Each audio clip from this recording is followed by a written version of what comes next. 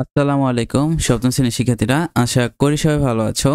গত ক্লাসে আমি তোমার সাথে কৃষি শিক্ষা প্রথম অধ্যায় সংক্ষিপ্ত প্রশ্ন এবং বর্ণনামূলক প্রশ্ন এই সবগুলো নিয়ে আলোচনা করছিলাম। আজকে আমরা বহু নির্বাচনী প্রশ্ন এবং প্রথম অধ্যায়ের 1 নং সৃজনশীল নিয়ে আলোচনা করব।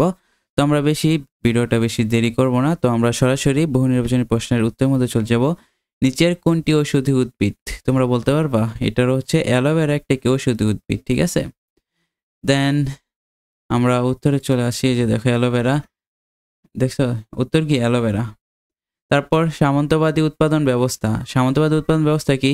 কৃষি পণ্যের বৈচিত্র্য বেড়েছিল আর কি কৃষি পণ্য বিপণন প্রসারিত হয়েছিল। উত্তর হচ্ছে কি 1 আর 3 নাম্বারটা।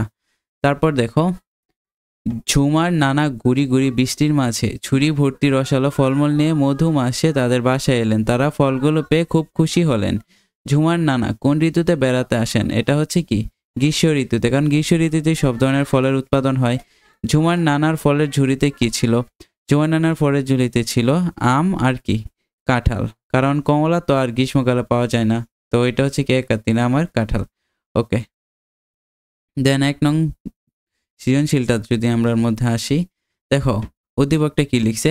ক্ষুদ্র ব্যবসায়ী রফিক ব্যবসায় লোকসান করে শহর থেকে গ্রামে ফিরে আসেন। 6 সদস্যের পরিবারের দৈনিক চাহিদা পূরণে রফিকের হিমশিম অবস্থা।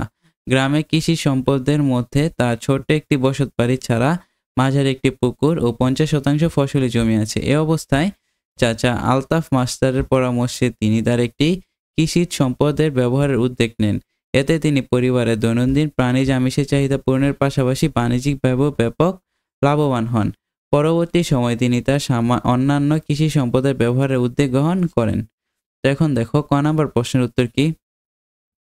কৃষিকে পেশা হিসেবে নেওয়ার আগে মানুষ কয়টি উপায়ে খাদ্য সংগ্রহ করত? আর কলাকে ঋতু নিরপেক্ষ ফল বলার কারণ কি? ওকে, দেন দেখো ক নাম্বার, কৃষিকে পেশা হিসেবে নেওয়ার আগে মানুষ 2টি উপায়ে খাদ্য সংগ্রহ করত, ঠিক আছে, 2টা উপায়ে খাদ্য সংগ্রহণ করত। আর কলাকে ঋতু নিরপেক্ষ ফল বলা হয় কারণ কি? কারণ কলা 12 মাসই জন্মায়, ঠিক আছে, মানে কলা সারা বছর দেখবা কলা পাওয়া যায়।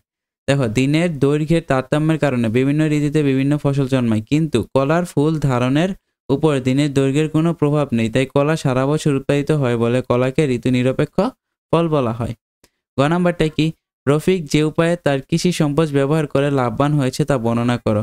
তো দেখো রফিক কোন উপায় হয়েছে? রফিক যে উপায়ে তার কৃষি সম্পদ ব্যবহারে লাভবান হয়েছিল তা হলো পুকুরে মাছ চাষ। উদ্দীপকে দেখা যায় যে রফিক কৃষি সম্পদগুলোর মধ্যে হলো একটি বসতবাড়ি, মাঝারি একটি পুকুর এবং 50% ফসলি জমি। রফিক তার চাচা আলতাফ মাস্টারের পরামর্শে পুকুরে মাছ চাষ করেন, যার দ্বারা তিনি প্রাণীজ আমিষের চাহিদা পূরণ করেন এবং বাণিজ্যিকভাবে লাভবান হন। সুতরাং বলা যায় যে রফিক পুকুরে মাছ চাষের মাধ্যমে তার কৃষি সম্পদ পুকুরটি ব্যবহার করে এবং লাভবান হন। দেন দেখো গ নাম্বারটা, রফিক কৃষি সম্পদ ব্যবহারে যে উদ্যোগগুলো গ্রহণ করেন তা আমাদের খাদ্য চাহিদার প্রেক্ষাপটে মূল্যায়ন করো। দেখো রফিক কৃষি সম্পদ ব্যবহারে যে উদ্যোগগুলো গ্রহণ করেন তা আমাদের খাদ্য চাহিদার প্রেক্ষাপটে অনেক গুরুত্বপূর্ণ। মানুষের জীবন বাঁচানোর জন্য খাদ্যের প্রয়োজন, আর খাদ্য উৎপাদনের জন্য মানুষ কৃষির উপর নির্ভরশীল। উদ্দীপকে বর্ণিত রফিক কৃষি সম্পদ ব্যবহারে যে উদ্যোগগুলো গ্রহণ করে তা বাংলাদেশের খাদ্য ঘাটতি মোকাবেলায় অধিক কার্যকর। রফিকের কৃষি সম্পদগুলোর মধ্যে হচ্ছে ছোট একটি বসতবাড়ি, মাঝারি একটি পুকুর এবং 50% ফসলি জমি। পুকুরে মাছ চাষ এবং প্রাণী আমিষের চাহিদা পূরণে ভূমিকা রাখবে। এছাড়া তার অন্য কৃষির সম্পদ ব্যবহারের উদ্যোগ দেশের খাদ্য ঘাটতি মোকাবেলায় অবদান রাখবে। কাজেই বলা যায় রফিক কৃষি সম্পদ ব্যবহারে যে উদ্যোগগুলো গ্রহণ করেন তা আমাদের খাদ্য চাহিদার প্রেক্ষাপটে খুবই যুক্তিযুক্ত এবং যথাযথ।